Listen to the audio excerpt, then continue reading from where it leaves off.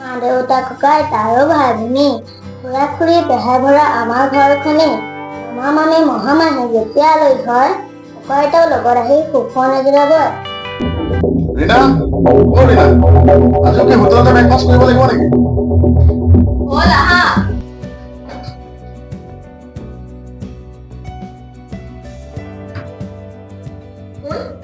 কিতাপ সামৰা। অ' মা। দিয়া, জলদি দিয়া। দেৰি হৈছে আজি।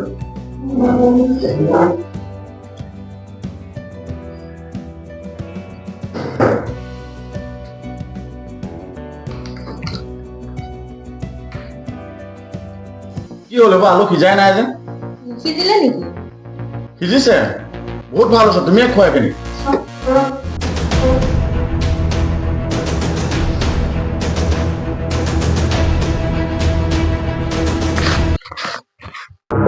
ৰীনা, অ' ৰীনা, কি হ'ল?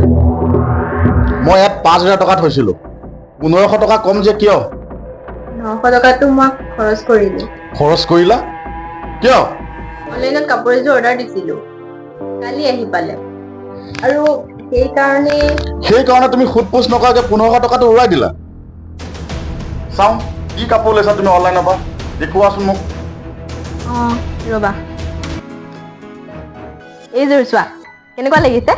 কেনেকুৱা লাগিছে এইটো বাদ দিয়া, এই সময়ত তুমি এইযোৰ কাপোৰ ল'বলগীয়া হ'ল কিয়? অহা সপ্তাহত শইকীয়া পুতেকৰ বাৰ্থডে যে, পাহৰিলা নেকি? তালৈ যাওঁতে এইযোৰ পিন্ধি যাম আকৌ। বাৰ্থডেলৈ যাওঁ নে নাযাওঁ ঠিক নাই, আৰু তুমি কাপোৰ কিনি চোৱা ৰীনা, গডৰেজ আলমাৰীত কাপোৰে কাপোৰ, তাৰ পৰা এযোৰ পিন্ধিলে নহয় নেকি? ইমান দিনৰ মূৰত যাম যেতিয়া আগতে পিন্ধা কাপোৰবোৰ নিপিন্ধো বুলিহে এইযোৰ লৈছিলো। তোমালোক মাইকী মানুহবোৰ আৰু দেই, বাকচ আলমাৰীত কাপোৰ ভৰ্তি হৈ থাকিলেও নাই, আৰু ক'ৰবালৈ গ'লে নতুন কাপোৰ লাগে। ৰীনা, মই টকাখিনি কিয় গোটাইছিলোঁ জানা? আজি মই হাজৰিকাক টকা 5,000 দিম বুলি কথা দিছিলোঁ, আৰু তুমি আগবাঢ়ি নোলোৱাকে। হাজৰিকাক নহ'লে এতিয়া 3500 টকাটোকে দিয়া, বাকী 1500 টকাটো দুদিনমান পিছত দি দিবা। এইবোৰ তেনেকুৱা কথা নহয়, মানুহৰ জাবান বোলা এটা কথা আছে। এতিয়া মই ঘপককৈ 1,500 টকা এটা ক'ত পাম? চোৱা ৰীনা, টকা ঘটিবলৈ বহুত কষ্ট, এনেই অনলাইন শ্বপিঙৰ নামত টকাবোৰ খৰচ কৰি বলিয়া হ'ব নালাগে। কিন্তু সৰু সুৰা খৰচ কেইটাতো কৰিবই লাগিব। ধুত, এদিন আগত কথা কোৱাতকৈ গৰু ছাগলী আগত কোৱাই ভাল।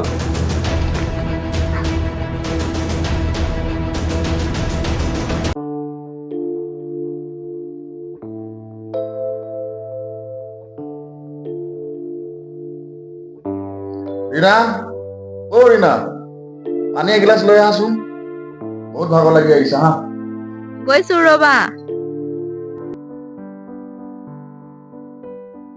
পানী লোৱা। পাপা এইটো চোৱাচোন। স্মাৰ্ট ৱাটচ কোনে দিলে? ক'ত পালা? মা অনলাইনত আনি দিছে। অনলাইনত? ৰীনা, এইটো দাম কিমান? বেছি নহয় দিয়া, 1800 টকা। 1,200 টকা? তোমাৰ হৈছে কি?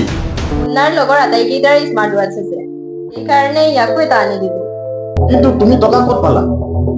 এইটো আগতে পেমেণ্ট কৰা আছিল। পাপা এইটো চোৱাচোন কেনেকুৱা লাগিছে। যোৱা তুমি কিতাপ পঢ়াগে। ৰীনা, তোমাক মই আকৌ কৈছো, শ্বপিঙৰ নামত এনে টকাবোৰ উলিয়াই নাথাকিবা। দিনৰ দিনটো অফিচত লোকৰ আণ্ডাৰত কাম কৰি মাহটোৰ মূৰত পোৱা সামান্য দৰমহা কেইটাৰে ঘৰখন চলাবলৈ কিমান কষ্ট একমাত্ৰ মইহে বুজি পাওঁ।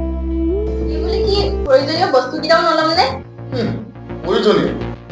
প্ৰয়োজনীয়? মই যি দেখিছো তোমাৰ বাবে অপ্ৰয়োজনীয় বস্তু একোৱেই নাই। তুমি যিটো গতিত টকা উৰুৱাইছা, হয়তো এদিন মই দেউলীয়া হৈ যাব লাগিব। মই এই সামান্য টকা কেইটা খৰচ কৰোঁতেই দেউলীয়া হ'ব লাগিব বুলি যে কৈছা, ভাইৰাহঁতক টকা দিওঁতে এইটো কথা মনত নাহে নেকি? ৰীনা, মুখে মুখে কথা নকবা, আৰু এই কথা কোৱা আগত মুখস্থটো অলপ খটাবা। ভাইটো চাকৰি নাই কাৰণে মাহেকে পষেকে তাক কিবা এটা দি সহায় কৰা মোৰ দায়িত্ব, আৰু তাত যদি তোমাৰ ইচ্ছা লাগিছে, তোমাৰ নিজৰ খৰচৰ বাবে বাপেৰৰ ঘৰৰ পৰা টকা লৈ আহিবা।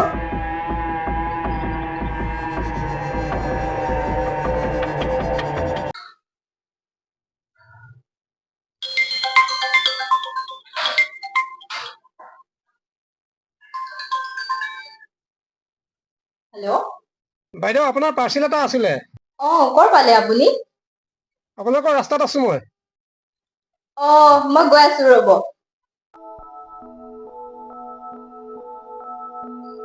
হ'ল কি হ'ল? 500 টকা এটা লাগিছিল। 500 টকা? কিয়? কিচেনৰ বস্তু এটা অৰ্ডাৰ দিছিলো। ডেলিভাৰী বয়টো ৰাস্তাতে ৰৈ আছে। মোৰ টকা নাই, তুমি যেনেকে মেনেজ কৰা কৰা।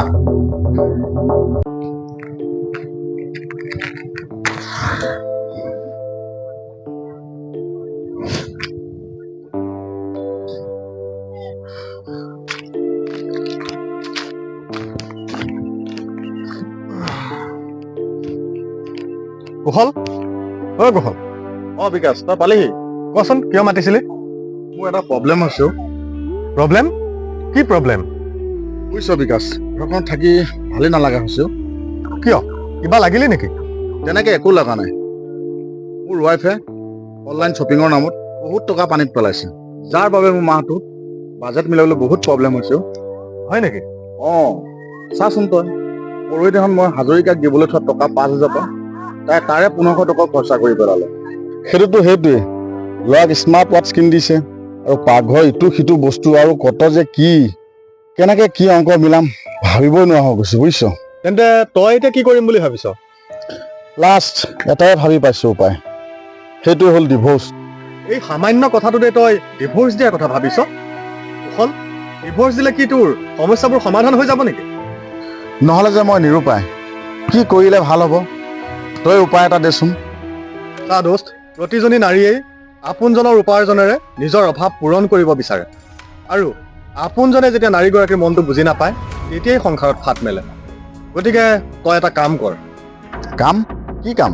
দোস্ত, তোৰ মান্থলি ইনকামৰ পৰা প্ৰতি মাহে ৱাইফক কেইটামান টকা হাত খৰচৰ বাবে দি যাবি, আৰু তেওঁক সেই টকা কেইটাৰে নিজৰ লাগতিয়াল বস্তুখিনি কিনি ল'বলৈ দিবি, আৰু তেতিয়া দেখিবি তাই আপোনা আপুনি টকাৰ মূল্য বুজি উঠিব। কিন্তু কোনো কিন্তু নাই, তই মাত্ৰ এবাৰ মই কোৱাৰ দৰে কৰিছা। কুশল, নাৰীৰ মনটো তেনেই কোমল, মনটো এবাৰ জয় কৰিব পাৰিলে সংসাৰখন অতি সুমধুৰ হৈ পৰে। বিকাশ, দোস্ত,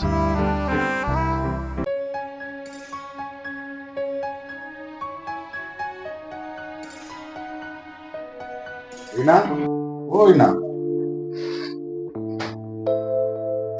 এইটো লোৱা, কিনো এইটো? খুলি চোৱা।